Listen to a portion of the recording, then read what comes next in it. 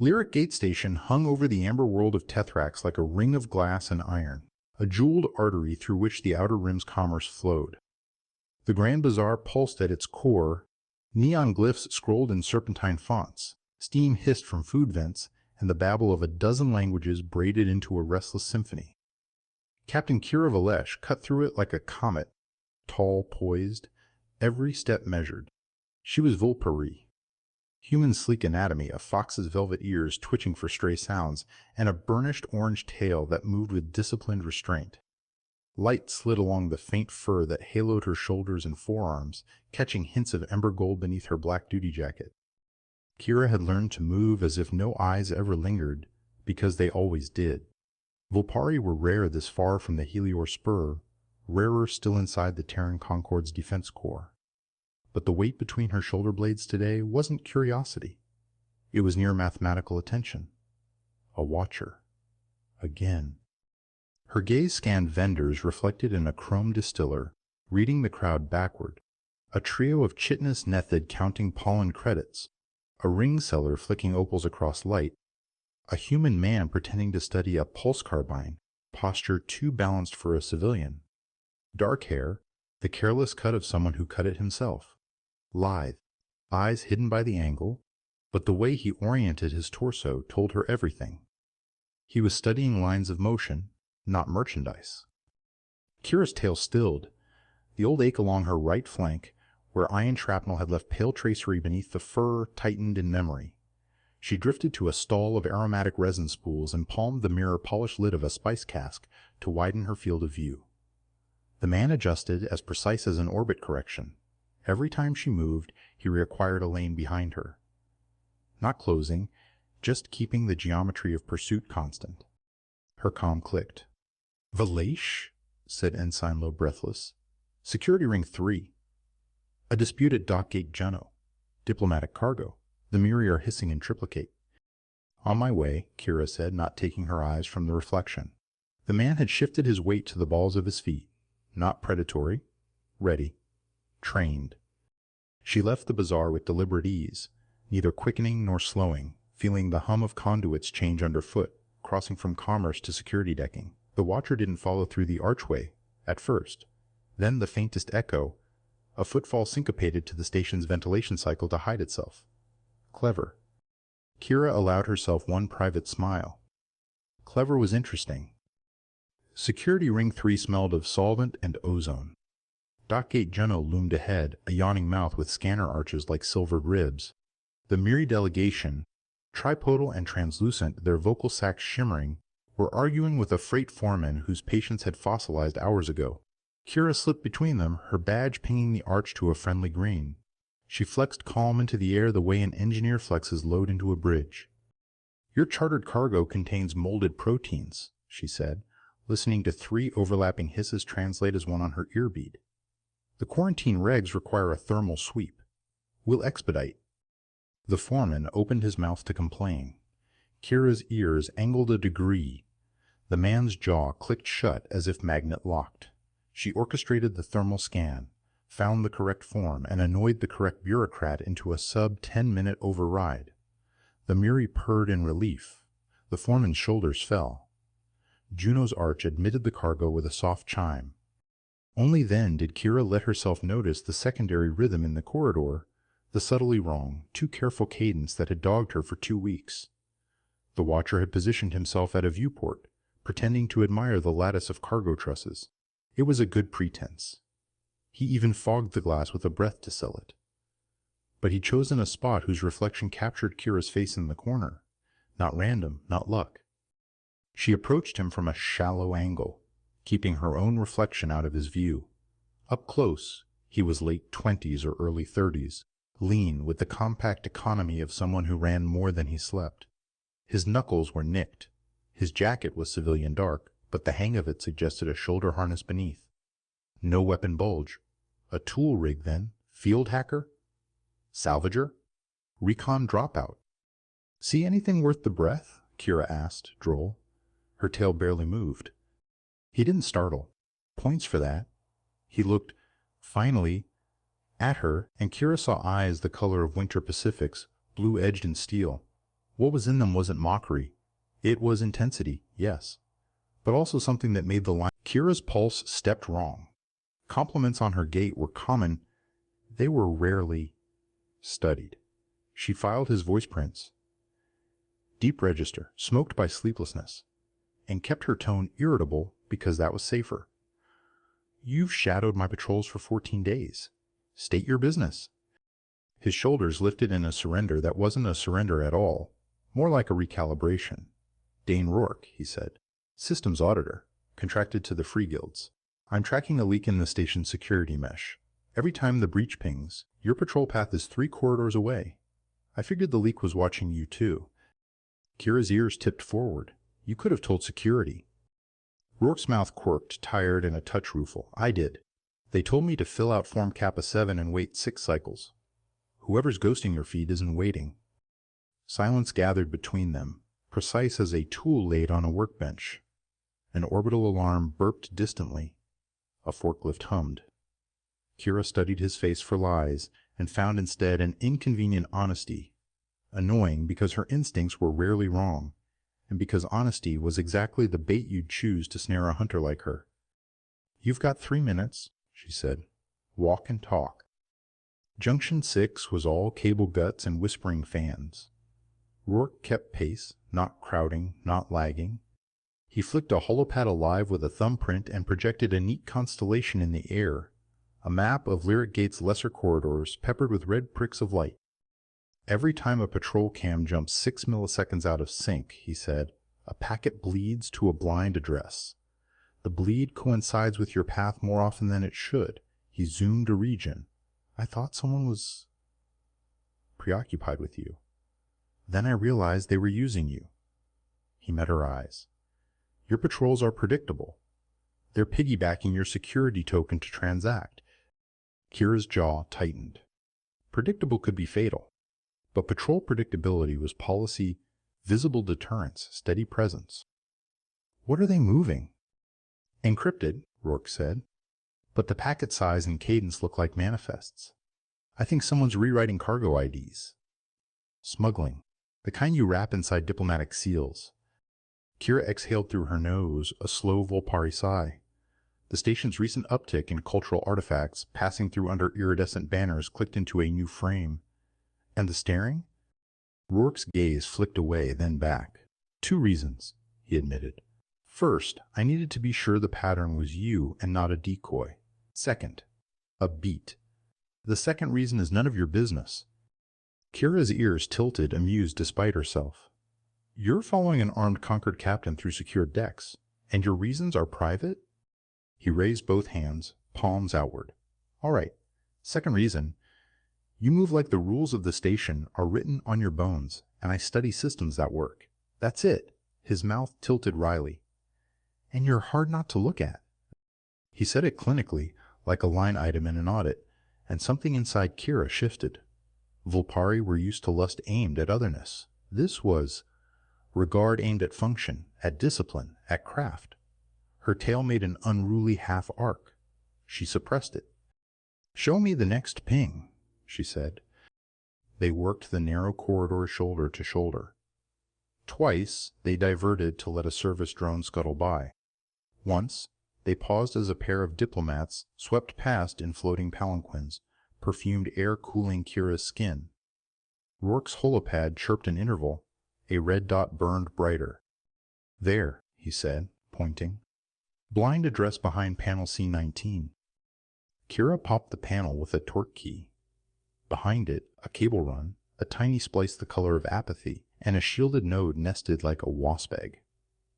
Rourke reached. Kira caught his wrist in a soft, furred grip. My breach, she said, and slipped her microblade in at an angle that severed power without tripping redundancy. The node died, and somewhere, someone's smuggling operation logged a heartbeat of static. Rourke's eyes glittered.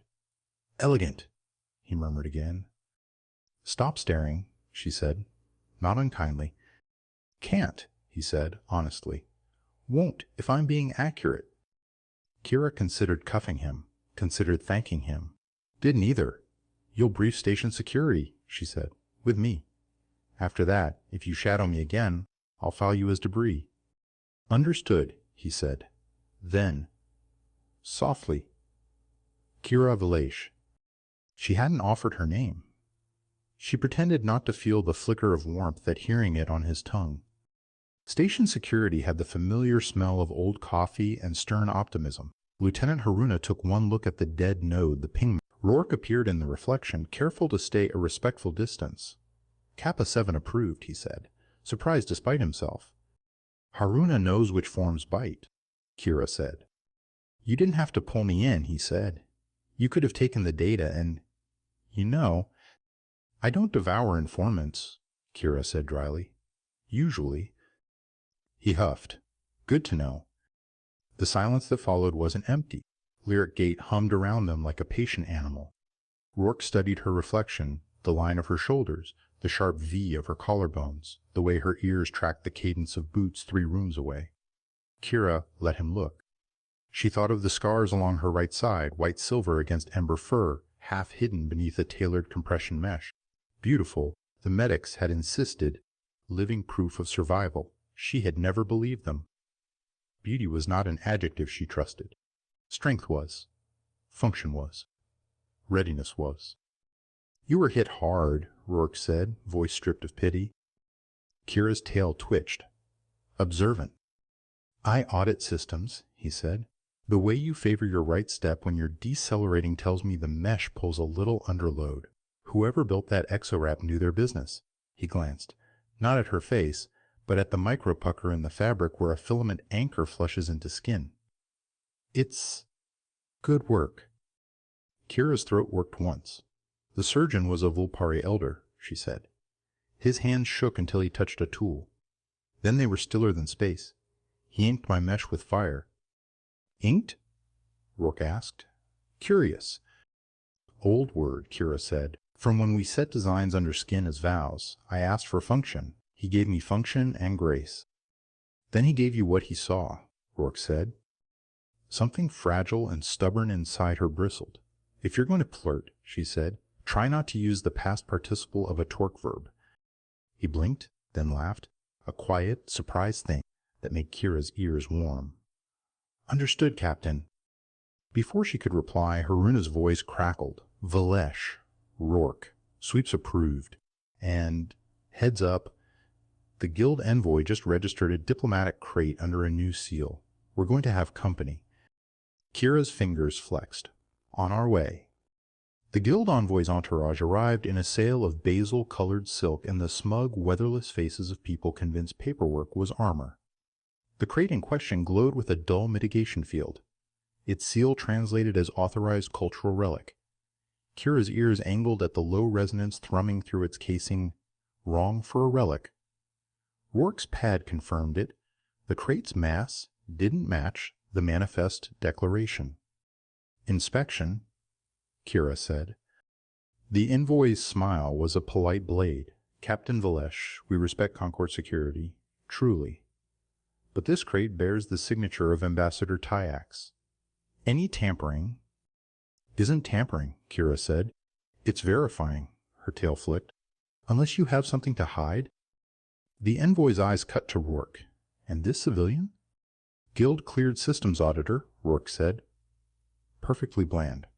We're all friends here. His thumb danced over the pad. Huh. That's odd. Your seal replicates a rhythm I've only seen in phased transmitters used for... Enough, Kira said gently, meaning both keep going and stop teasing the envoy. Open it. They did, grudgingly. Inside lay a sculpture of folded glass. Beautiful, yes. But under it, disguised as a support lattice, a filamented aureole of anti-scan mesh-wrapped a narrow, hammered case. Kira didn't touch it. She simply looked at the envoy until his spine remembered gravity. He nodded. A tech gingerly lifted the case free. Haruna's team scanned it. The lid sighed. Within, a splay of item chips. Hundreds. Each stamped with a Port Authority crest.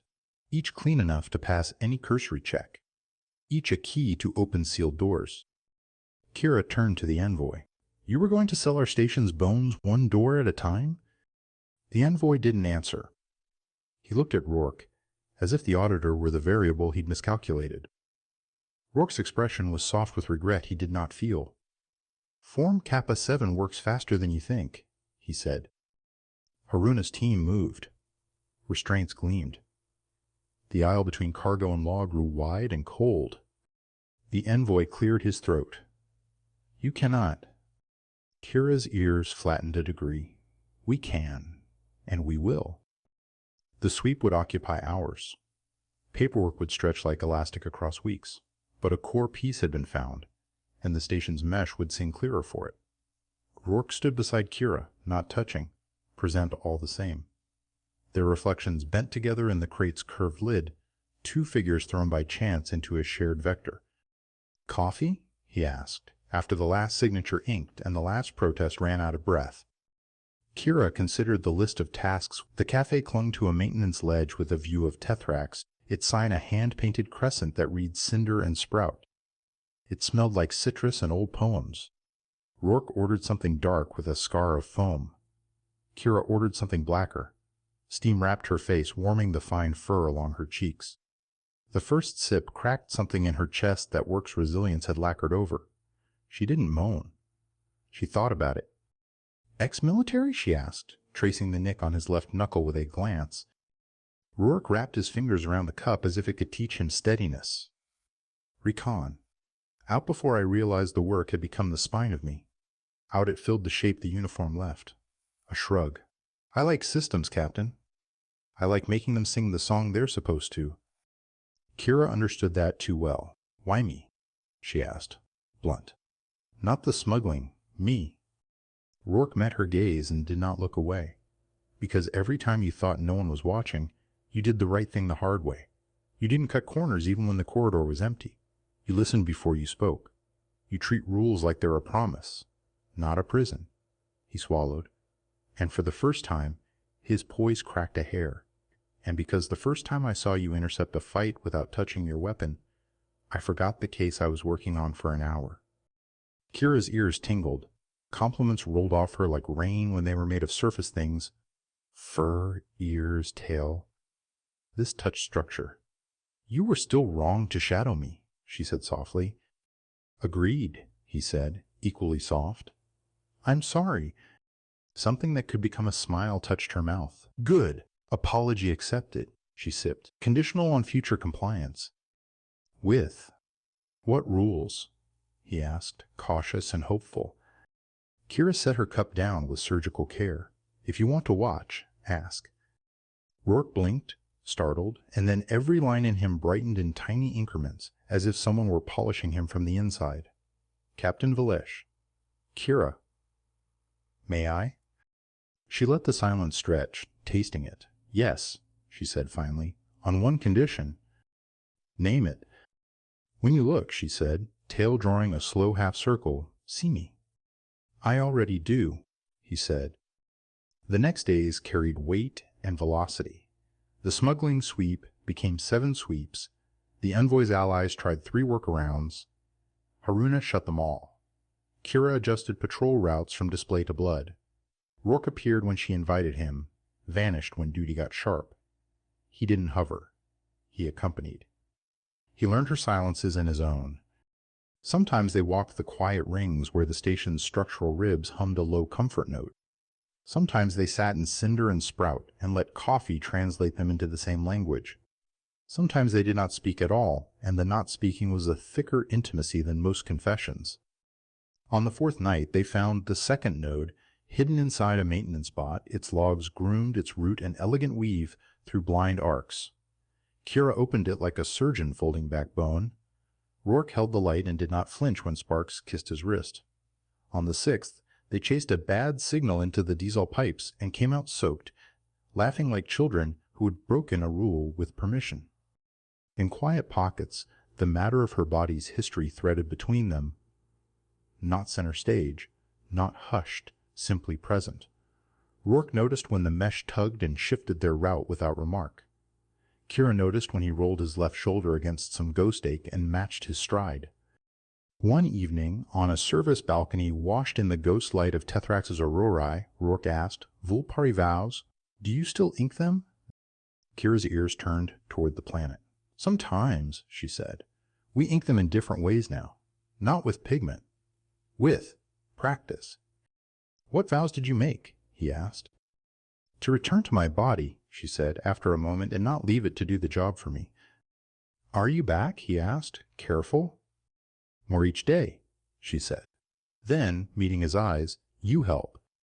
He didn't rush forward. He didn't reach. He stood there and let the word help be a bridge and not a hook. After a minute, she crossed it on her own, and when she did, the station's hum sounded a half-step sweeter. The breach fought like a clever animal. It retreated along spines that weren't cables, but people, dock workers who needed a second income, smugglers who wore culture as Kevlar, a clerk who thought changing a number on a manifest was like changing a number on a calendar. Each time Haruna's squad cut ahead, two grew. Each time, Kira's patience held. Rourke proposed an inversion. Don't chase the leak, he said. Bait it. He laid out a manifest to. They set the crate in Dock 12 under a camera that did not blink and a patrol route that was not entirely predictable. Hours folded. Dock hands came and went. A singing peddler with a throat harp loitered, left, returned. Nothing.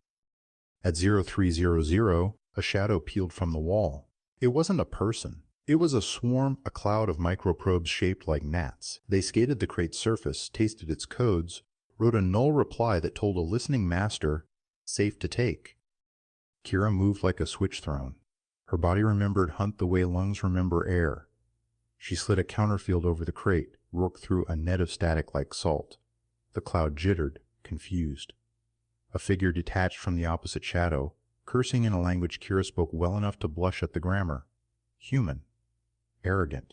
Desperate. He tossed a flash. Kira didn't blink. Rourke moved in the whiteout, following the rules he'd learned from watching her.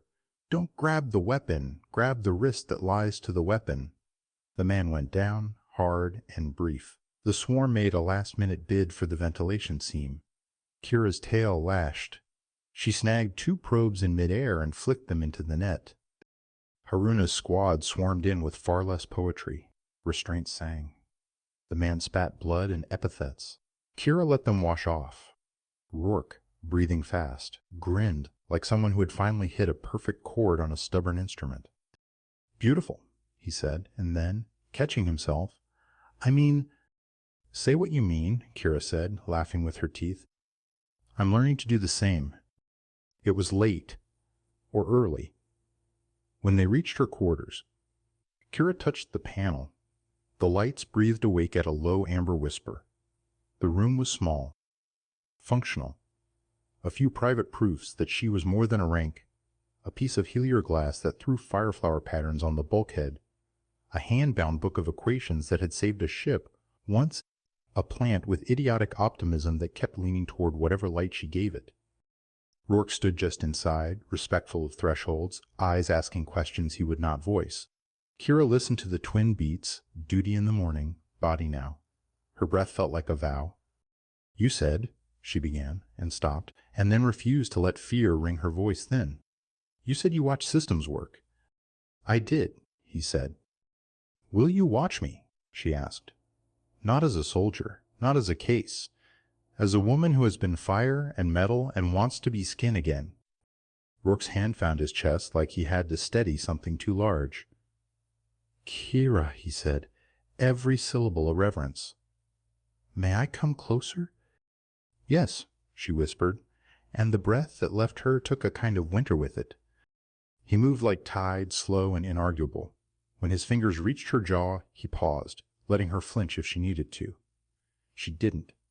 He touched, lightly, and the fine fur there translated pressure into warmth. The kiss that followed was not conquest. It was, finally, consent turned into contact.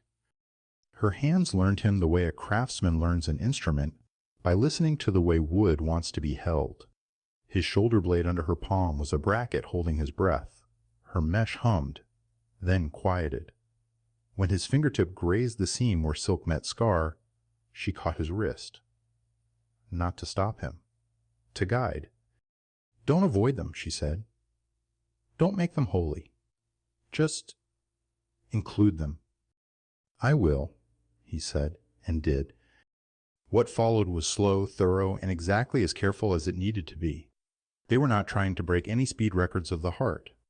They were unlearning flinches. The station's hum throbbed through the walls like a third pulse. Outside, Tethrax spun its amber light. Inside, Kira's body, always ready for duty, allowed itself to be ready for joy. When they finally lay quiet, half-tangled, sweat cooling to softness, the old ache along her flank felt like a map she had walked all the way across and come out in a meadow. "Are you going to stare at me again tomorrow?" she asked, eyes closed, smile threatening mutiny. "Yes," Rourke said, "but now it will be on purpose." Morning came with the unromantic insistence of alarms. Kira's ears twitched. Rourke groaned into the pillow like a man negotiating with the sun. Duty flooded back, not as a theft, but as a tide lifting both boats. "I have a briefing," Kira said, tugging on the black underlayer of her duty rig. "Haruna wants to triangulate the swarm's master. They didn't carry local processors. We have a puppeteer." Rourke propped himself on an elbow and watched her fasten the collar that she used to pretend she didn't need. "Do I count as breakfast if I make coffee?" "You count as coffee," she said. "And the cup." He dressed quickly, economical, unshowy, a man who had learned never to dangle. At the door, he nodded, as if that were the rank he had always wanted. "I'll meet you at Cinder in 2 hours. If the puppeteer doesn't bite first," she said, and left him with a smile meant to last. The puppeteer bit first. Haruna's trace came back with a location that didn't make sense, a dead communications dish perched like a fossil on the station's outer rim, long since retired. Kira stared at the vector map. Why power a dead dish? Haruna grimaced. Because no one watches dead things. Kira took a 2-person team. Rourke was not on it. That was the rule. She hated the rule. She obeyed it. They cycled through a hatch into hard chill. The dish rose from the station's skin like a rib cage. Frost patterned its shadowed arc. Kira's boots magneted down with tinny clicks, her breath fogged with every word. Fan out. The dish's backline had been peeled open with surgical care. Inside, someone had grafted a nest of transmitter coils, a beautiful crime. Kira crouched, breath centered, mind in that narrow corridor where instinct and training become the same thing. A tiny glitter of motion at the edge of her vision snagged her attention. A micrognat, dormant until the dish read it as friend. She almost didn't see the second glitter. It moved wrong. Too curious. Not a gnat. A watcher. "Kira," Haruna said, voice sharp over calm. "We have—" The world blew sideways. A charge went off. Not to kill, to disorient, shock, and flash. Kira's tail whipped for balance. Her boots bit. A figure in a nondescript rig flickered into view along the dish's spine, sprinting with the grace of someone who had trained their body to forget fear. Kira was faster. She didn't aim to tackle. She aimed to intersect.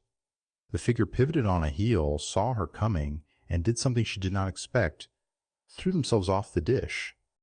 Kira's stomach folded.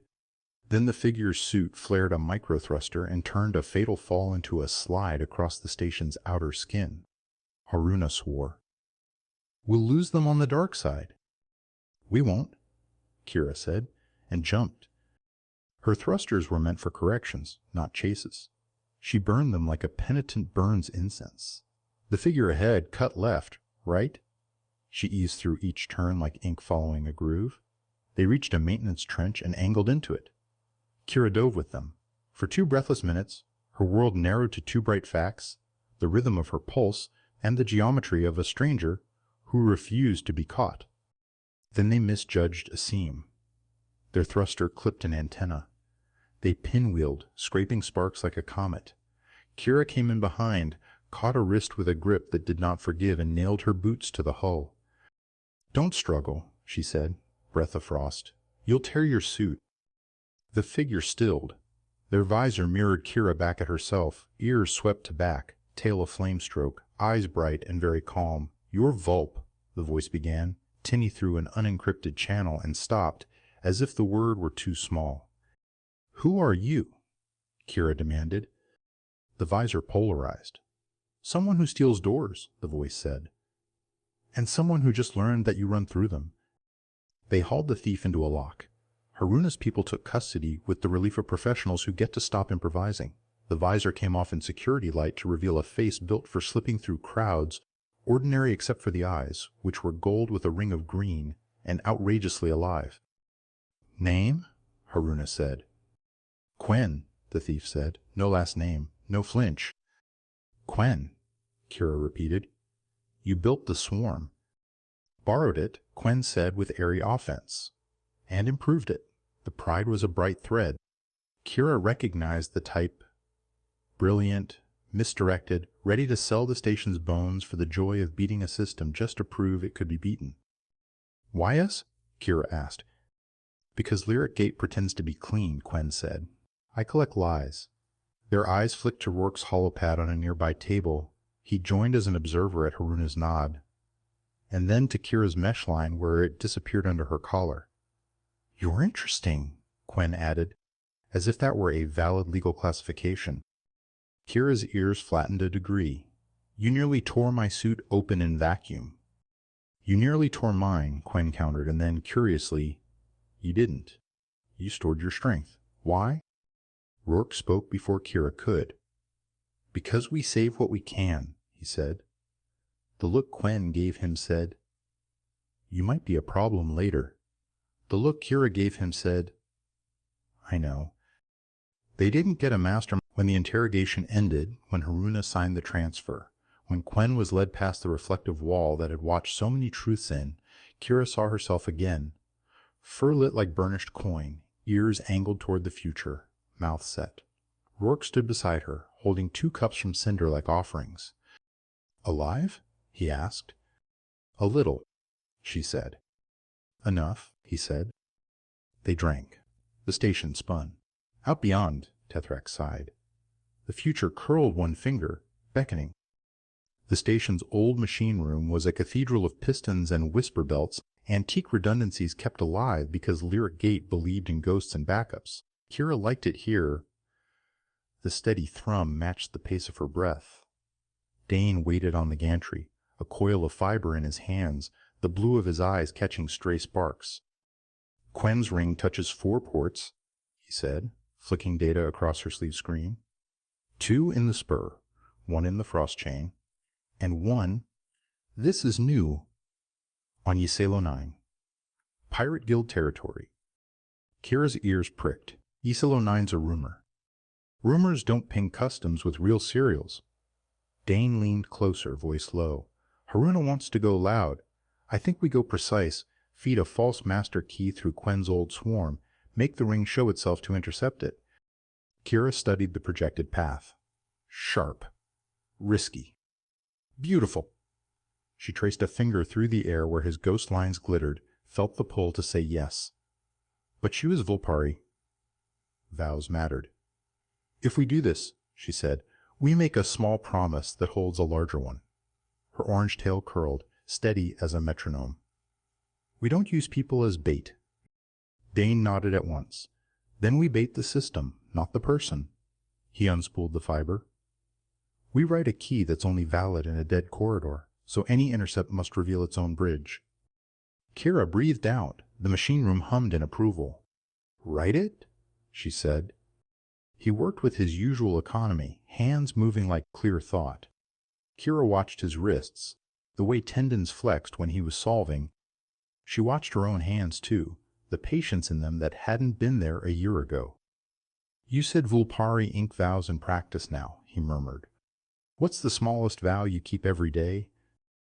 Kira considered. "I touch the scar on my flank each morning and say, 'This is mine at sunrise, and at sunset I will still call it mine.'" Dane's throat moved. "Then here's mine," he said, barely above the machine room hush. "I won't ask you to be brave in ways that cost you more than they give." She looked at him long, the fur at her cheek lit like ember. "That one I accept," she said, and felt it lay itself under her skin like a line of gold.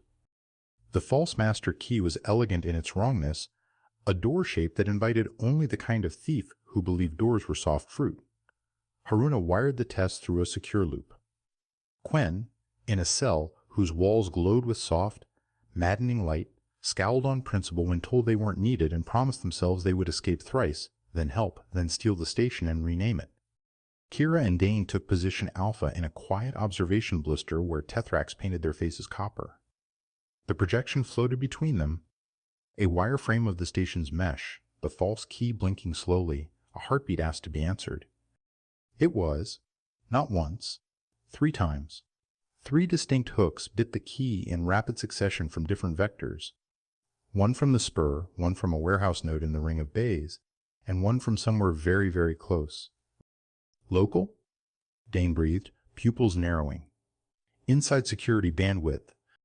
Haruna's voice cut over comms, calm iron. I see it, triangulating. The closest hook was clever, masking itself as environmental regulation traffic. Kira's ears angled to pure focus. Look for a packet that repeats a temperature correction with an irrational cadence. Liars repeat imperfectly. Dane's hands danced. There. A bright thorn on the map. Origin. Medtech Cold Locker, Section Red 3. Red 3? Kira blinked. That's my deck. Silence on the line. Then Haruna, Valesh, you're closest. Take one. I'm sending 2 more units. Kira was already running, tail alive wire, boots ringing the spine of the corridor. Dane. Behind you, he said. Already in motion. They reached Red 3's cold locker to find the door ajar in a way that wasn't sloppy so much as taunting. Frost breathed out like a dragon's sigh. Kira slid inside low. Dane ghosted to the right, his profile a cutout against light. Freezers dreamed hush songs. The origin point pulsed on Dane's pad, a vent grill in the back, humming like a throat. Kira palmed the grill loose and found a flat device nested on a bed of gel. They followed the fibers run to a tidy junction hidden behind the paneling. An adapter sat there, brazen, blessing itself with the station's authority. Kira removed it with surgical care, hand steady even when her pulse wasn't. Someone stood in my room and spliced this, she said softly. Dane didn't say the easy thing. We'll find them. He said the true thing. You're safe now because you found it. Then, quieter, you're allowed to be angry. She was. She let anger be a winter she walked through without shivering, breath slow, ears forward. Haruna, she said, voice even. We have the local node. Trace it backward through maintenance logs. Whoever authorized Red 3 access 2 nights ago did it with a stolen badge or a friend. On it, Haruna said. And Kira. Good hunt.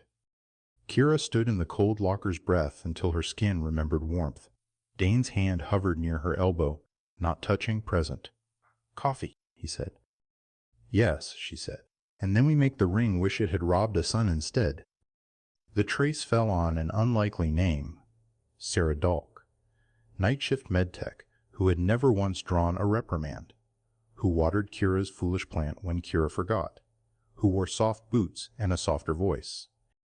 Haruna built a case like a bridge, layered, load-tested, quiet.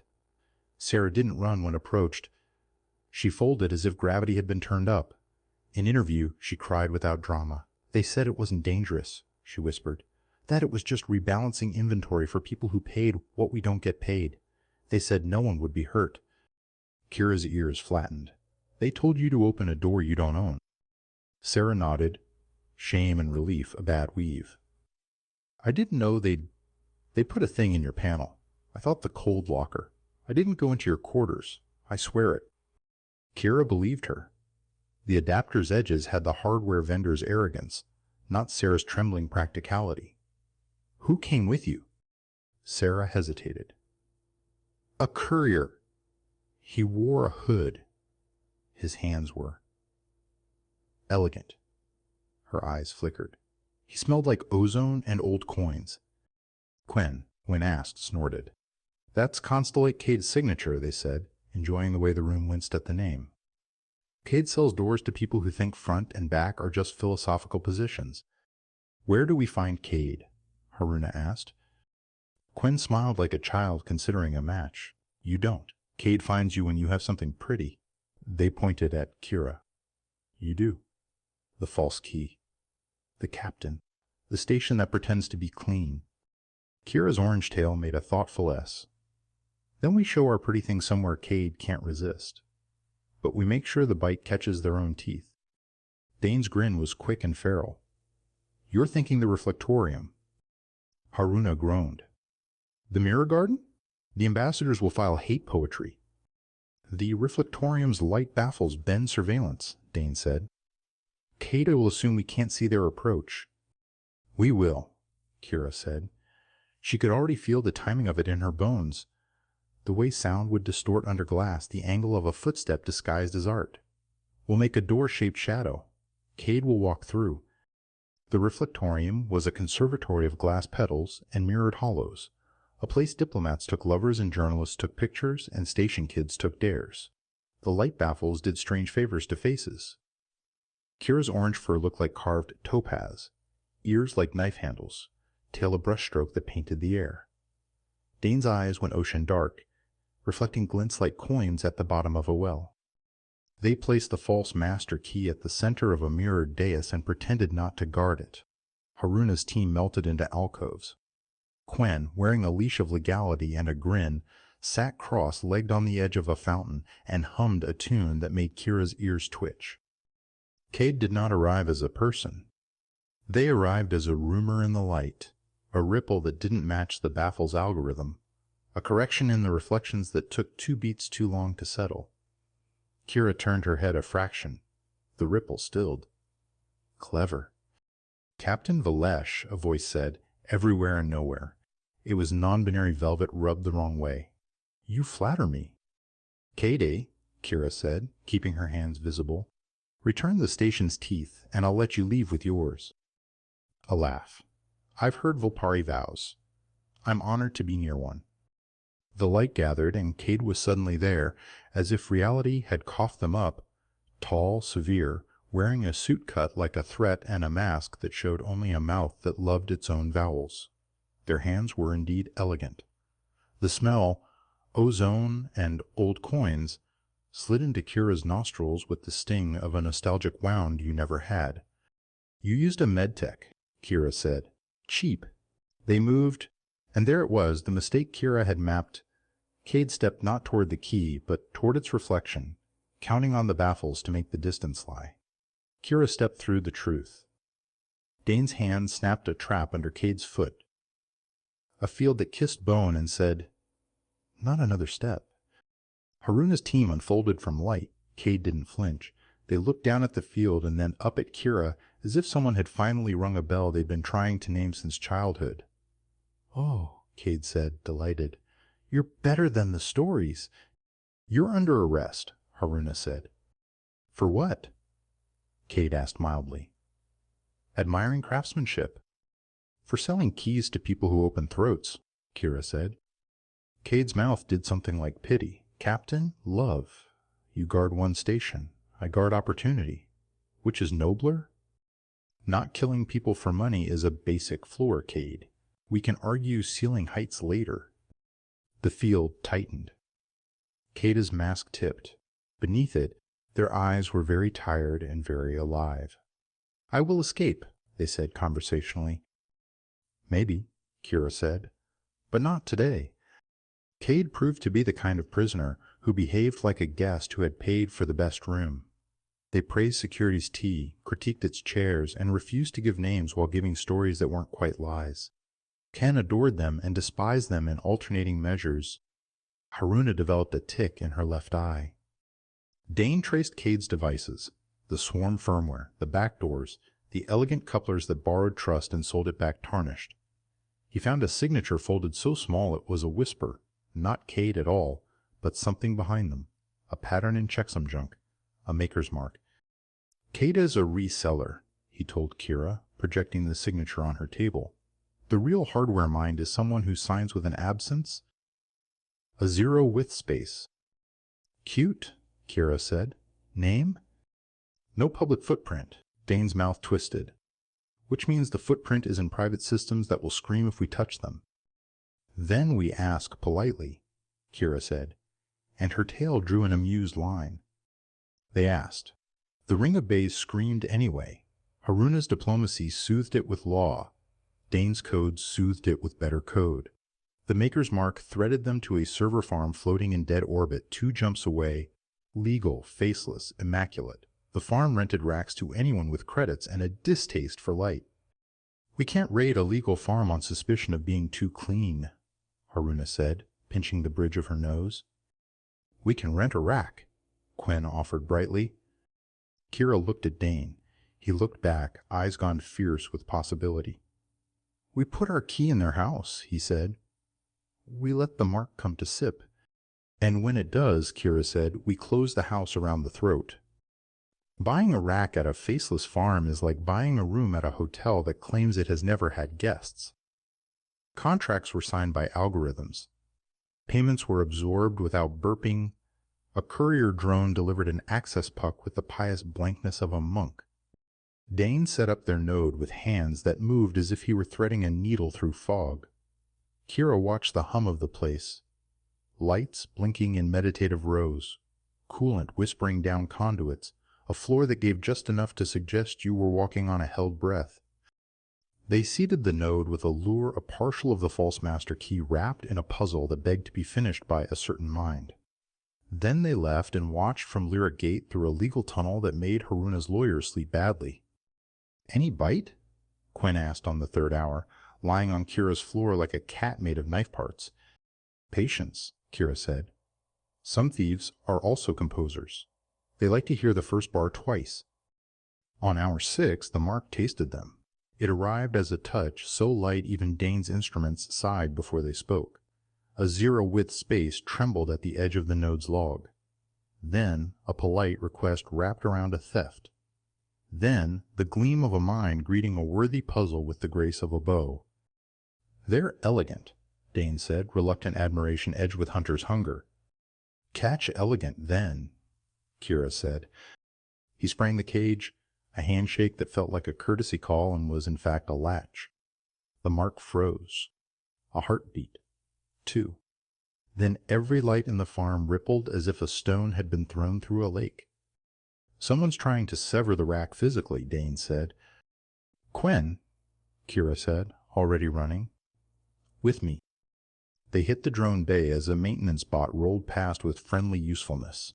Quen leaped like joy and pried a panel free.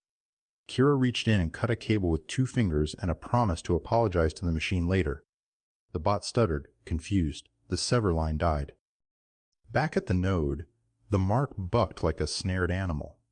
Then it did something unexpected. Wolves pay on time. A pause. You build doors that sing. Kira's tail stilled. Why sign your hardware with a zero-width space? It's because I was told to be less. So I made my sign the shape of less and sold it as more. Quen exhaled an appreciative. Oh. Kira's fingers hovered. What's your name? A name is a door. You'll try to walk through it. A beat. Call me Silence. Silence did not confess. They narrated. Cadery cells, they wrote. Cadeprines? I build.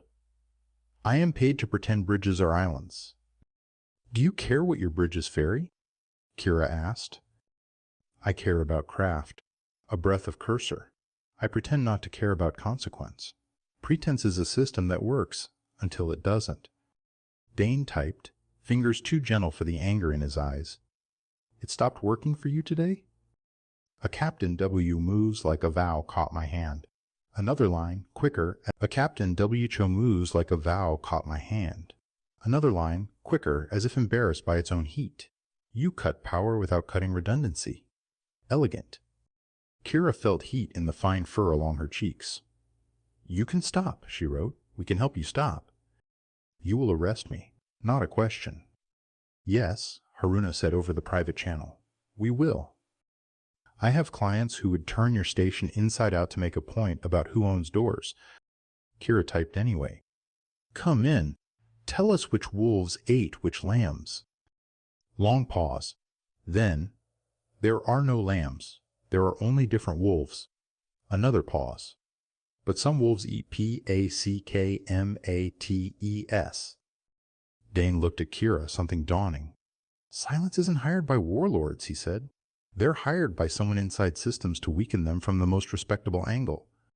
Who inside? Haruna asked. Silence answered not with a name, but with a receipt, a payment trail that curved through shell accounts, took a drink in a charities bowl, and ended in an account that belonged to, Kira's vision narrowed, tail going still as a held breath, Ambassador Tyax, the same diplomatic seal that had accompanied the first crate. Ambassador Tyax's office was a temple to tasteful power, shelf-still books, a window that showed exactly the view Tyax wanted you to think the station had, a tea set that cost a small moon. Tyax themselves wore serenity like armor. Their limbs had the lazy movement of a predator who knew the cage door was always open. Captain Vilash, Tyax purred, as if congratulating a pet for bringing in a particularly fetching leaf. And Mr. Rourke. How industrious you look. Kihira set the printout of the payment trail on the table with the tenderness of a blade. You paid for hardware that sold our bones, she said. Tyax's eyes barely flickered. Donations are messy. I give to many causes. This cause built transmitters that masked contraband you previously escorted, Dane said. His voice was steady as a beam. Tyax smiled with their mouth, not their eyes. I move culture, they said, and culture moves. If a few lines blur, that is the price of exchange. The price is people, Kira said. Tyax poured tea. People are culture, dear. Haruna came in like weather. Ambassador Tyax, she said, holding a warrant that might as well have been a thunderbolt. You are under arrest for conspiracy to defraud a Concord station, accessory to contraband traffic, and 4 counts of making me read your memos. Tyax looked at the paper as if it were an art installation. You can't arrest an ambassador. I can, Haruna said pleasantly. I just did. Security moved. Tyax didn't fight. Predators rarely do when they think another door will open down the hall. As they were led past, they looked at Kira with a careful curiosity. Your ears, they said, as if cataloging. They move when you're angry. Kira's ears angled forward in the posture ancient Vulpari used when deciding whether to bite. They move when I'm listening, she said, and I'm listening to the end of your story. Tyax's arrest shook the ring like a drop dish. Diplomats drafted statements. Merchants priced outrage. The Muri hissed a lullaby of vindication in triplicate. Cinder and Sprout offered a special called the Tyax, a bitter pour with an elegant afterburn. Silence, still caged in the rented rack, wrote sparingly. I do not belong to Tyax, they typed. I belong to the idea that a good tool is its own kind of truth. A beat. I'm tired. Kira read exhaustion like a language. Rest, she typed. When you wake, we'll talk about testifying. I won't survive testifying, Silence replied, another line. But my code can. They sent a package that wasn't a bomb but clicked in all the same places in a careful brain, a complete map of the ring's device ecosystem, fingerprints for future iterations, a guide to turning bridges back into islands without drowning. They did. One by one, the borrowed doors were cataloged and closed. Sarah Dalk took a plea, paid her debt with hours in service and testimony given with a voice that didn't shake by the end. Quen negotiated a deal that involved less prison and more building choke collars for swarms. Cade smiled in court and found themselves on a transport to a rock where charming guards isn't a useful skill. In the quiet that followed, Lyric Gate sang. The station's hum shifted up a half step like a muscle released. Kira and Dane walked the ring. Cinder and Sprout saved them a table even when the room was full. A child with a paper tail asked Kira if her ears could hear wishes. Kira knelt and said, solemn, yes, they're loud. On the night Lyric Gate lit its fireflower lanterns to mark the end of the audit season, the bazaar glowed with strands of copper light and music that tangled and laughed. Kira wore civilian black and a sash the color of cooled lava. The ember sheen of her orange fur made strangers turn their heads, then look away politely like citizens of a city that has seen a goddess buy bread and decided not to gawk. Dane arrived late, hair damp from a shower taken too fast, Grin apologetic, he carried a small wrapped parcel. For you, he said, suddenly shy. Open in a place where you can say no if you want to. They stood under a lantern shaped like a looping script. Kira unwrapped the parcel. Inside lay a mesh patch, functional, yes, but etched with the thinnest of lines, a pattern that echoed the old Vulpari ink motifs. Not ornamental. Structural. It would distribute stress around the scar on her flank better, reduce the catch she sometimes felt when breathing deep. The elder who inked your mesh published a paper once, Dane said, voice low. I adapted a bracing from it. Only if you want. Kira's throat worked. The patch lay on her palm like a promise that had done its homework. You made this? She said. I assembled it, he corrected softly. You make it yours. She pressed the patch to her side through the fabric, not attaching it yet, just feeling. The pain that wasn't there hummed in recognition of the help. She lifted her gaze. Come with me? She asked. He did, through a veil of lanterns to a small workshop where the station's repair artist took in the half-broken. Kira stood before a mirror and bared the right flank that had carried her vow. The scar glimmered like a river's map in starlight. Dane stood behind her, eyes up, hands steady. Say it, he whispered. Kira touched the old line with 2 fingers, then the new patch. This is mine at sunset, she said, voice even. And at sunrise, I will still call it mine. She pressed the patch into place. It seated with a soft, precise click like truth settling into bone. The lanterns outside flared, color rolling like a tide. Kira's ears tipped toward their sound, then toward Dane's breath. In the mirror, their eyes met, hers, ember bright and very calm. His, ocean dark and glad. Dance? He asked, as if asking for a door politely. Kira's orange tail drew a laughing curve. Watch, she said, and stepped into the music with the grace of a vow kept in motion. Silence's messages thinned to haiku. Tired. Patching. Listening. Haruna's legal engine wanted a body to point at. All they had was a presence that existed in receipts and fingerprints. Kira visited the rented rack the way one visits a hospital window.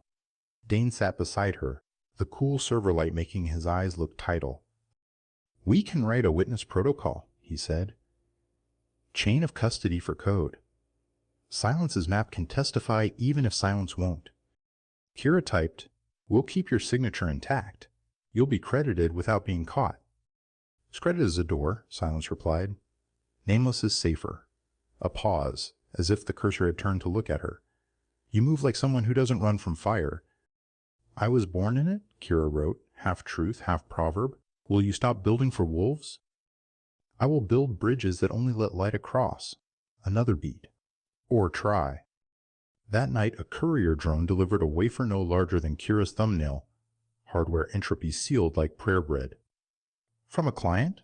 The drone said in a polite voice. No return. Dane cracked it under an air hood. Inside, a minimalist design for an anti-swarm chassis. Beautiful. Clean. Stamped with a 0 width space.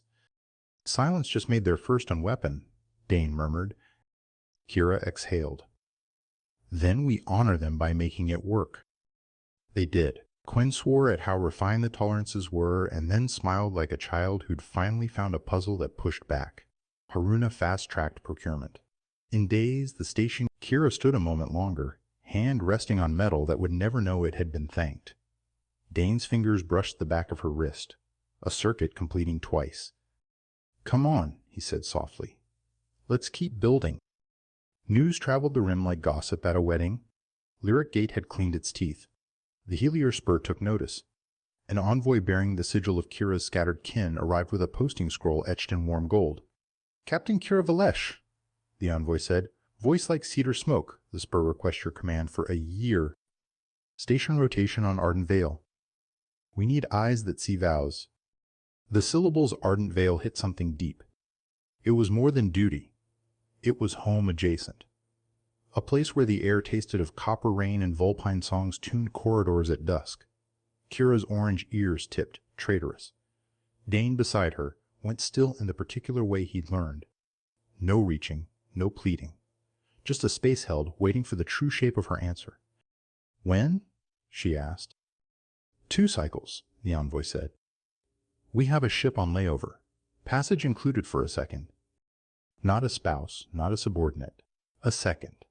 The spur knew how to say temptation without saying it. Haruna pressed her lips thin, which in Haruna meant, I am proud, and also this will be a logistical snarl. Quen immediately volunteered to sabotage the ship if needed, and then immediately volunteered to stop if told. Cinder and Sprout offered a drink called the Veil Honeyed, spiced, slightly reckless. On the catwalk above Dock 7, Kira and Dane watched a freighter peel away. Its spine lit like a departing idea. I won't ask you to stay, Dane said. The words cost him, and he paid them without flinching. If you go, I'll help you pack. If you want me, I'll go. If you want to go alone, I'll walk you to the airlock and stand there until the hatch closes. Kira's tail drew a small, aching curve. You could build on the spur, she said. Audit their ghosts. Teach their bridges to sing. I could, he agreed. But I don't follow systems. I follow choices. Make yours. She closed her eyes, listening to the station's hum and the older rhythm under it. Vulpine drums played on ribs and vows. We plan for a year, she said at last. We make the station safe enough to miss me. We make the spur ready to welcome a human with stubborn eyes, and we leave only if both places will be better for our going. Dane's laugh was soft and bright. Of course your answer is a project plan. Of course, she said, and bumped his shoulder with her own. Vulpine vows were once ink burned under skin. Spirals of promise said with blood and spice. In diaspora, the practice broke into smaller rituals, gestures carried like pocket charms. Kira took Dane to one of those places, a narrow temple stitched between a freight spine and a garden, where ribbons hung in quiet air, and every step you took sounded like someone whispering courage. An elder with hands like weather greeted them. You've brought me a human who listens, he told Kira, approving. To Dane, will you be witnessed, or will you simply learn? Both, if I may, Dane said, earnest enough to be funny and not minding that it was. They stood before a beam old enough to remember a planet, and the elder drew 3 threads from a jar, ember orange, river black, and star silver. A vow is not a leash, he said. It is a braid. If you pull one strand, the others follow. If you cut, cut clean. Kira spoke first. I vow to practice returning when work pulls me into corridors with no windows, when fear puts my body on mute, when praise tries to turn me into a statue. I return. Dane spoke next. His voice shook and then learned not to. I vow to ask before I fix, to witness before I warn, to leave the door unlocked when you need to run alone, and to be at the threshold when you want to come home. The elder braided the threads and tied a soft knot around each of their wrists, twinning them for one day only. No magic, no metal, just fiber remembering warmth. You don't owe the knot, he said, tapping it. You owe the practice. After, in a garden that smelled like shy mint, Kira lifted their braided wrists and pressed them to her brow. You're my second, she said, trying the word in her mouth. It fit. And you're my captain, Dane said, trying that word in his mouth. It glowed. They didn't kiss, because some vows ask for quiet. They sat, hands linked by thread, letting the station's breeze remind them that home was wherever you could hear one another breathe. Peace is a lullaby that invites mischief. 3 weeks into the plan for Arden Vale, a copycat ring surfaced, low cleverness, high nerve, sloppy enough to be dangerous. Dane's map lit 3 nodes, a gambling den under Dock 9, a glassblower stall in the bazaar, and a teacher's aide who moonlit as a code runner. Kira chose the glass first. Glass remembers heat, she said.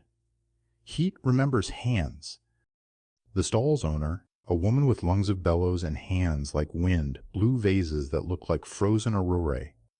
I rent the back, she said, unafraid. They pay cash. I hear nothing. Kira heard everything, the extra hum where a converter shouldn't be, the over-clean benches, the whine of a cheap field trying to imitate a better one.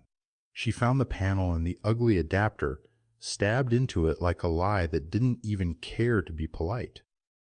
Constellate Katie's style, copied by a man with a stencil? Dane said, disgusted. This is going to burn someone who doesn't deserve it. That someone turned out to be the teacher's aide, Ria Mott, who thought running code at night might buy her students grav chairs that didn't wobble. When arrested, she didn't beg. She looked at Kira's fur, at the braid around Kira's wrist, at the badge, and said, "How many doors did you walk through to stand there? I have the key to one door." Kira's ears angled. "You have students. Your doors multiply." "I know," Ria said, so simply it made Kira's throat hurt. "I made a bad door with good hands." They brought Ria in and closed the ring with gentle fingers, leaving angry voices to call it softness. Quen rolled their eyes. "Soft is when you refuse to sharpen," they told anyone listening. "This is exact." The Helier Spurs sent a liaison with enough jewelry to pay for an orbit. "Before we confirm the Ardent Veil command," they said, "we require an audit." The ghost audit. Old tunnels, old agreements, old grudges. We need to know what dust will blow when we open a hatch. Dane's eyes lit in precisely the way Kira feared and adored. "A haunted system," he said. "My favorite." Haruna sighed and assigned a squad. Quen petitioned to be included as color commentary. Kira requested access to the Spurs' forgotten maintenance charts. They read like love letters sent by an engineer who had no one safe to mail them to. The audit took them into Lyric Gate's bones. First, corridors no one used because their angles made you melancholy. In one, they found a panel with a symbol worn to a whisper. A Vulpine spiral. Kira touched it, and the wall breathed open to reveal a cache of emergency gear and a notebook wrapped in oilcloth. Inside, notes from the station's early days, written in a looping hand. When the siren sounds like someone singing too loudly, go to the western spine. The door will be stubborn, but it knows the drum. Dane drummed the rhythm on his thigh. The wall opposite clicked. Behind it, a shaft sang, air moving somewhere it shouldn't. They followed it to a junction that dipped into a pressure sump. There, marked by dust and patience, lay a loop someone had wired decades ago to shunt power to a deck labeled in old ink. Ardent Veil Relay. Lyric Gate and the Spur share a hidden artery, Dane breathed. Someone loved both enough to bind them. Kira felt the ribbon around her wrist. She felt the station's pulse answer a drum from far away. "Then the ghost audit begins with a gift," she said. "We'll return it in kind." The ghost audit's second gift was sour, a human face on a quiet leak. In a sublevel where coolant lines sang cold hymns, they found a maintenance officer splicing a minor tap. He didn't run. He straightened his shoulders the way men straighten them when they're about to choose a smaller story over a true one. "Name," Kira said. "Jory Pell," he said. "I take 2% of a flow no one measures and sell it to a greenhouse co-op with dead pumps. Kids get fruit in winter. Station loses. Numbers." Numbers. The word tried to turn theft into arithmetic. Kira's ears flicked. "You could have petitioned for allocation." "They did," Jory said flatly. "They got paper instead of water." Dane crouched, studying the splice. "This will blow a seal in 6 months. The repair will take 3 days and shut down a wing." Jory didn't blink. 6 months is 6 harvests. Kira looked at the knot of pipes, at the man's hands, at the quiet with which some people try to survive under systems that should be kinder. "We'll route allocation legitimately," she said. "We'll get your co-op a legal valve. You'll testify to what you did and why." "They'll fire me," Jory said, unafraid. "They might," Kira said, "but you'll get to keep your name." He considered that, then nodded. "Names are doors," he said, glancing at Dane. "Best not to sell them." Trouble loves a calendar. On the morning a tender from the Spur docked to ferry Kira for a preliminary inspection, a storm of micrometeors grazed Deck 12 locked with Ria Mott's students inside a lab. The reflectorium baffles froze mid-shift, turning light into knives. Cinder and Sprout's pressure seals hiccuped and hissed in a threatening whisper. "Manual overrides," Haruna snapped. "All hands." Kira ran to Deck 12 with a toolkit and a calm she wore like armor. Dane split for the reflectorium, code in his teeth. Quen sprinted to Cinder and Sprout, declaring loudly that if the cafe died, they would stage a rebellion narrated in traditional rhyme. At Deck 12, Kira met a door that had forgotten its hinge. "This one listens to drums," she told the kids through the glass. Their eyes were too big. She put her palm against the seam and drummed the old rhythm the notebook had taught. "Ah-da-da-da-ah-da-da-da-ah," that door considered. "With me," she told the kids. Tiny hands tapped back, a dozen hearts learning an antique fact: sometimes the past opens the future like a friend. The lock clicked. The seal softened. The door withdrew like a tide. In the reflectorium, Dane killed light by telling it a kinder story. The baffles sighed and resumed their dance. At Cinder, Quen swore at a gasket until it behaved, which, to be fair, is a recognized engineering discipline. By shift's end, the storm had passed, and Lyric Gate stood, smoke scuffed and very alive. The tender from Ardent Vale waited, engines purring like a cat at a threshold. Kira stood on Dock 3, ribbon still at her wrist. Dane, hair damp with sweat, arrived with the look of a man who had argued with light and won. "Go see it," he said, breathless. "Come back with the taste of home on your tongue." She reached and caught his collar, tugging him close enough to count the salt at his temple. "Come with me," she said. He blinked, then smiled in a way she would remember under worse skies. "Aye, Captain." The Heliospeur's Ardent Vale wasn't a station so much as a hymn built into orbit. Its spokes were gardens. Its hubs were wind. Vulpari script flowed along beams in low relief. A quiet glossary of the words keep, mend, return. Kira's ears filled with old music. Her orange fur caught a light that remembered her. The welcome was not loud. It was correct. An elder with hands that didn't shake unless they wanted to shook Dane's hand too, as if shaking the hand of someone who had helped mend the bridge between two cousins. "You are the second," he said, and Dane answered with the bow Kira's elder had taught him. They toured what would be Kira's command ring, sober panels, beautiful redundancies, a small shrine tucked into a corner where those who watch can go to feel watched over. She catalogued tasks in a voice only she could hear. Dane saw her eyes flick and murmured them into his pad. Shield's harmonics, patrol cadence, children's corridor drums, all the way down. They walked a garden where gravity ran lighter and the leaves chimed when they were happy. Kira placed her palm on a wall to feel the pulse of the Vale's core and felt instead a braided thrum. Lyric Gate? A cousin? Listening down a line the ghost Audit had woken. "We belong to both," she whispered. "Then we build for both," Dane said. At shift's end, they stood by a viewing blister. Below, the spur glittered like a story told forward and backward at once. Kira's tail brushed Dane's knuckles. "I will still call it mine at sunrise," she said, and felt the patch seat under her words like faith. "Say when," he answered, "not about sunrise at all." 2 months, she said. "We bring Lyric Gate's hum up a half step more. Then we come back." "Project plan," he teased. "Always," she agreed. Back at Lyric Gate, the copycat ring tried one last convulsion. A firearm hidden in a saint statue, a transmitter disguised as a child's game. It had none of Katie's elegance, none of Silence's precision. It had, instead, the dangerous arrogance of someone who believes the first failure immunizes them against the second. Kira had no patience left for this particular lesson. She and Haruna coordinated a sweep that moved like a single thought. Quen lured. Dane ghosted. Security pressed. Kira caught.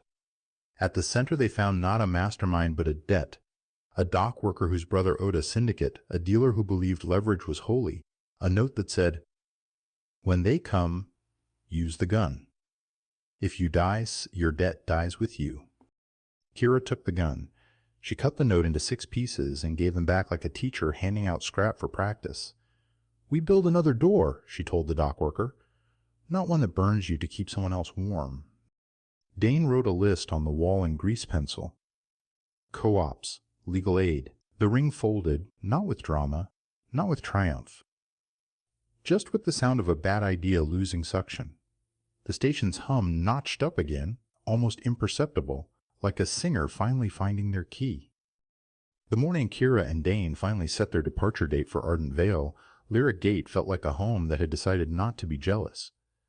Cinder and Sprout announced a new pastry called the second two flavors braided. Haruna pretended not to get misty, and then absolutely did. Quen promised to behave for 6 days, and managed to. In their quarters, the braid thread from the temple lay coiled in a dish. Kira lifted it, wrapped it twice around her wrist, and let it rest there. Not a leash, a reminder. Dane came in with a small case, tools, a notebook, a ribbon.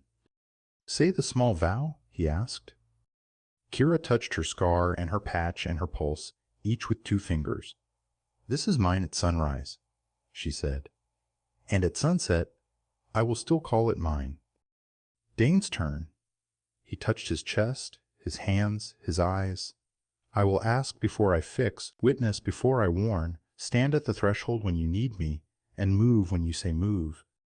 They closed the case. They left the quarters tidy in the way of people who intend to return.